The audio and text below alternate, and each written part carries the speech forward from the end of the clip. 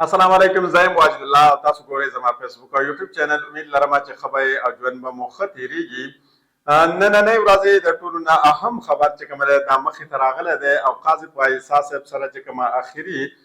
تیر د هغه په لاس کې و، هغه تیر هغه چلولی دی. یعنې د قاضي په عیسی صاحب په هغه ترکش کې چې کومه اخري تیر و، نن هغې هم چلولی دی، هغه یې هم د ځان سره نه دی پرېښودی. او د پاکستان تحریک انصاف چې د کومه خبرې نه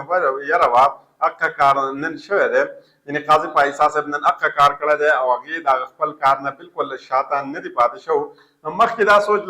لرلی کېده چې قاضي په عیسی صاحب به ستړی شي او دا نظام خو به اخري حده پورې ځي، خو قاضي په عیسی صاحب ویلې چې زه نه ستړی کېږم او زه هم د اخري حده پورې د تلو دپاره تیار یم.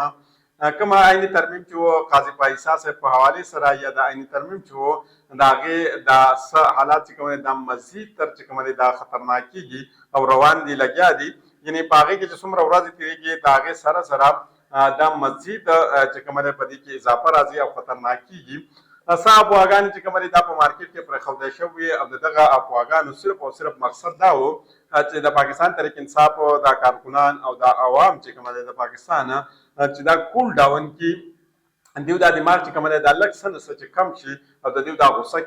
کې کمی راشي، د هغې دپاره دوی مختلف چې کوم دی افواګانې چې کوم دی دا په مارکېټ کې پرېښې وې. خو یقینا اوس دا نظام چې موږ ګورو نظام بالکل دا اراده کړله چې دوی به د اخري حده پورې ځي او دوی د دې عیني ترمیم نه بالکل په شا کېږي نه، دوی دا هر څه کوي. خو راځو اول دا خبره زه ستاسو مخې ته ږدم چې د پاکستان تحریک انصاف کومه موجوده لیډرشپ دی د دوی په منځ کې یو تقسیم چې کومه دی دا مخې ته راغلی دی. یعنې یو ګروپ چې کومه دی هغه دا غواړي چې په 15 تاریخ باندې د عمران خان صاحب د صحت په حوالې سره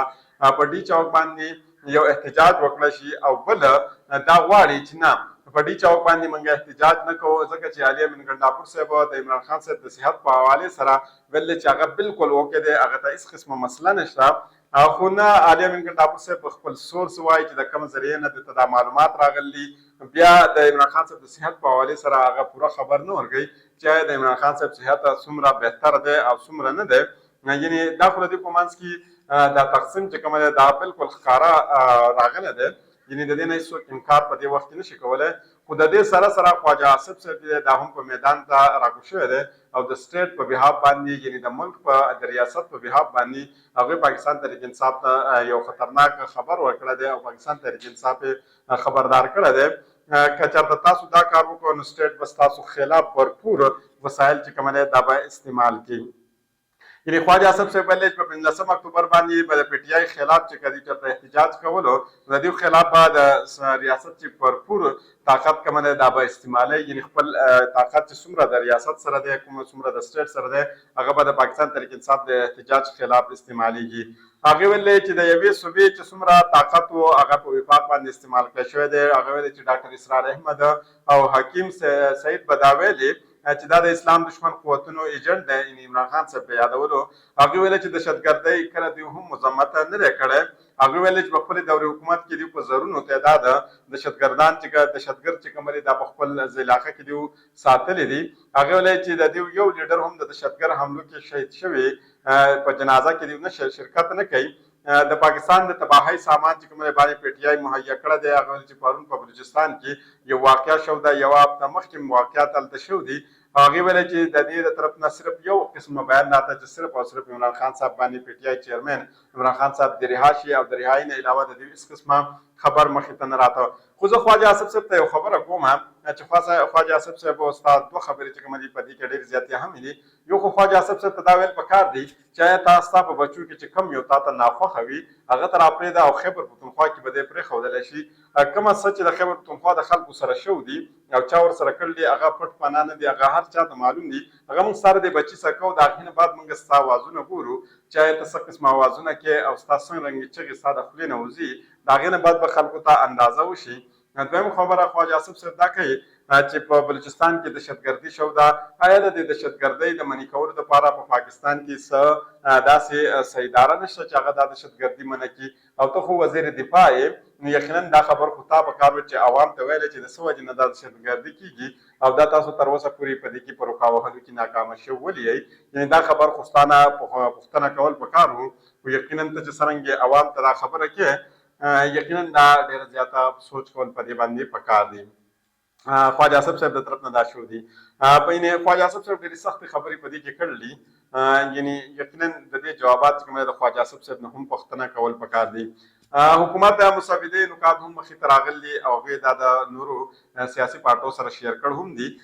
شپږشتم آئیني ترامیم متعلق حکومت مسوده مخې ته راغله د هغې نکات مخې ته راغلي حکومت د وفاقي آئیني عدالت جوړولو فارموله د سیاسي جماعتونو سره شیر کړله مجوزه ترمیم مطابق وفاقي آئیني عدالت چیف جسټس سره به اوه اراکین باندې مشتمل وي چیف جسټس او دوه سینیر ترین ججان به د دې رکن وي حکومت مسوده کې دا تجویز ورکړل شوی دی چې یو وفاقي آئیني عدالت به قایم کیږي چې د هغې پیله اولنی چیف جسټس تقرري چې کوم دی دا به صدر مملکت کوي د وزیر اعظم صاحب په ایډوایس باندې بل طرف ته آئیني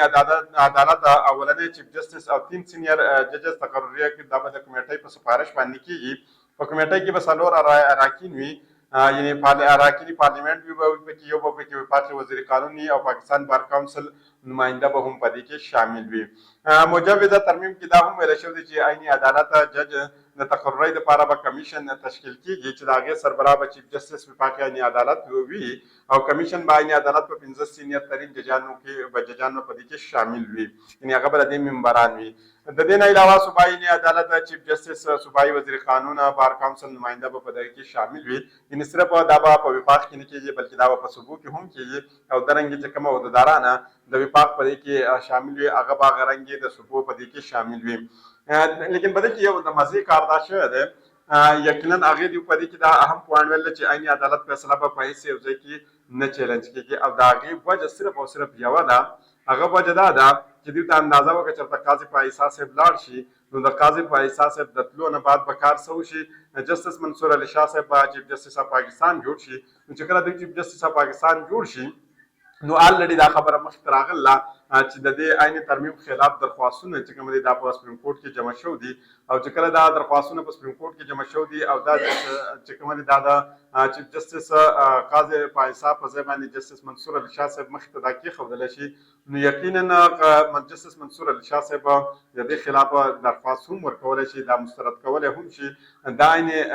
ترامیم چې کوم دي دا غیر قانوني هم دی ګرځولی شي نو د دې وجې نه دوی دا ویلي چې دا به په یو ځای کې هم چې دی دا به نه چیلنج کیږي دا د دوی د طرف نه دا په دې کې یو غټ پوینټ چې کوم دی دا اچولی شوی دی آئیني ترمیم په معاملې باندې حکومت اتحاد جماعتونه چې کوم دي دا په یو پیج دی خو یو واحد جماعت چې کوم دی د دوی سره په یو پیج نه دی چې هغه د مولانا فضلالرحمن صاحب د دوی سره په یو پیج باندې نه دی او پاکستان تحریک انصاف یقینا په دې کې د اپوزیشن کردار ادا کوي پاکستان تحریک انصاف په هیڅ حالات باندې د دوی سره نشي کېدلی دا هر څه خو تاسو مخکې واقع د څه وجې نه کړل دي خو د دې سره سره زه تاسو دا هم وایم چې قاضي فایسا صاحب خپل فیلډینګ هم تیار کړی دی او د قاضي فایسا صاحب هغه ترکش کې هغه کومه بټوه کې چې اخري تیر و هغه هم هغې استعمال کړی دی او هغې راغورځولی دی او هغه یې څرنګه غورځولی دی دا زه ستاسو مخکې ځکه چې 63 فیصله هغې څرنګې ورکړې وه د هغې نه بعد چې کومه دی هغې څرنګې فلور کراسینګ لار چې کومه ده دا دوی همواره کړې وه او هغې ته ویل چې تاسو څرنګې دغه فلور کراسینګ کول غواړئ تاسو کولی شئ د یو پاکستان کې د یو کس ریټ څرنګې لګولی کېږي یعنې 20 کروړه 50 کروړه 80 کروړه 30 کروړه به وي او یقینا دا به دغه یو کس د جسم وي دغه یو کس د ضمیر به وي دغه یو کس د سوچ به وي خو په ده پسې به شاته په حساب خلکو ووټونه وي او صرف به دی د خپل ځان د خپل ضمیر ریټ نه لګوي بلکې دغه خلکو ریټ به دی هم د ورسره ولګوي سپریم کورټ آف پاکستان نے مجوزه آئینی ترامیم کے خلاف چې دی یو درخواست سماعت لپاره 3 رکنی بینچ تشکیل کړی دی چې په هغې کې به چیف جسټس قاضي فایسا صاحب په سربراهۍ کې عدالت عظما بینچ درخواست په 18 اکتوبر سماعت کوي جسټس نعیم افغان او جسټس شاهد بلال صاحب په دې کې شامل دي چې کله تاسو د جسټس نعیم اختر افغان صاحب خبره واورئ یقینا دلته دا خبره کنفرم شي چې دا بالکل د قاضي فایسا صاحب خیال نه بلکې دا د قاضي فایسا صاحب هغه سیګنیچر کومه دستخط والا جج نه وي د هغه دی یقینا دلته 100% تاسو د دې فیصلې پروډکشن کولی شئ بل طرف ته جسټس شاهد بلال صاحب دی د تر اوسه پورې دا اندازه نه لګي دا پته نه لګي چې بعد کې د ده کله فیصله راشي د هغې نه بعد به پته ولګي سینئر وکیل عابد زبیر صاحب مجوز آئینی ترمیم خلاف آئینی درخواست دایر کړی و رجسټرار آف سپریم کورټ ایډوکیټ عابد زبیری ته نوټس جاری کړی دی په درخواست کې وزارت وفاقي وزارت قانون او د څلورو صوبو چې دی دا فریق جوړ کړی شوی و سپیکر قومي اسمبلی سینټ پرنسپل سیکرټریز وزیر اعظم او صدر په دې کې هم فریق جوړ کړی شوی و په درخواست کې استدعا کړی شوې ده چې مجوز آئیني ترمیم دا آئیني پاکستان خلاف دي برخلاف د قرار وګرځول شي او وفاقي حکومت د مجوز آئین ترمیم پارلیمنت کې پیش کولو نه چې کومه ده ومنع کړی شي. یقینا د هر څه چې ما تاسو مخ ته کېښودو په بله ویډیو کې زه مزید معلومات تاسو مخ ته درم، نو بلې ویډیو پورې ماته اجازت راکړئ. د الله